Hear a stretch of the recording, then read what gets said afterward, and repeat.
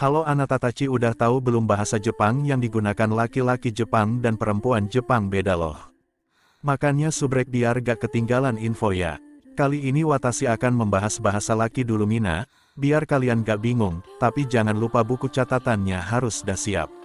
Untuk bahasan sekarang yaitu Danseigo, bahasa pria Jepang. Sebagian besar bahasa yang digunakan oleh pria tidak memiliki pembatas. Penggunaan bahasa tertentu seperti layaknya wanita. Pria dapat dengan bebas mengutarakan pendapat sesuai dengan perasaan hatinya pada saat itu tanpa harus memilih penggunaan bahasa yang dianggap tabu, bila digunakan oleh penutur wanita. Dapat diamati apabila seorang pria berbicara baik secara intonasi dan pemilihan bahasanya pun dapat dikatakan lebih keras, tegas, dan terkesan memiliki wibawa dan maskulin. Untuk pria Jepang pun juga memiliki karakteristik penggunaan dan pemilihan bahasa yang tidak hanya tentang perbedaan intonasi pengucapan saja tetapi secara gramatika juga memiliki karakter tersendiri.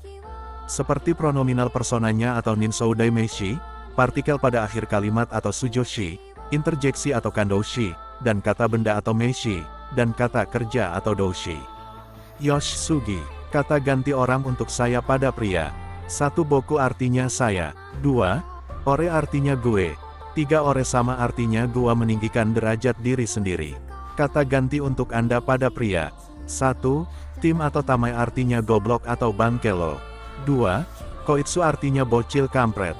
3. Omai artinya lu.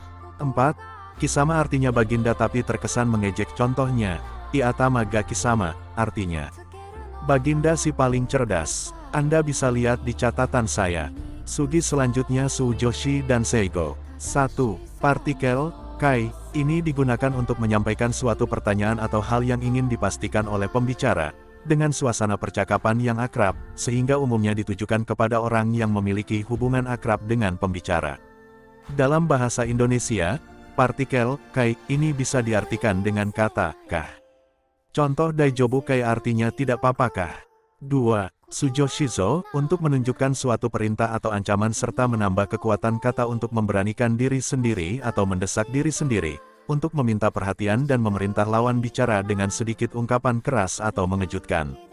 Contoh, ikuzo artinya ayo pergi. 3. Sujoshize, digunakan untuk membuat suatu pernyataan kepada seseorang atau memamerkan kemampuan.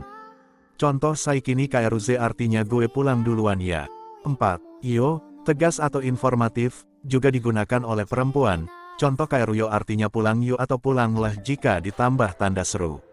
5.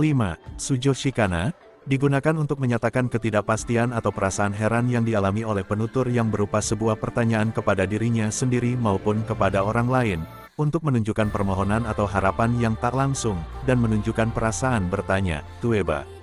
Kanojo ga daijobu kana, artinya apakah dia baik-baik aja ya? Segitu dulu aja minasan. Untuk contoh pengaplikasiannya nanti saya sertakan video anime, kapan waktu yang tepat dalam menggunakan partikel dan ninsou daimeishi yang tepat. Subrekia biar gak ketinggalan info. Arigato matane.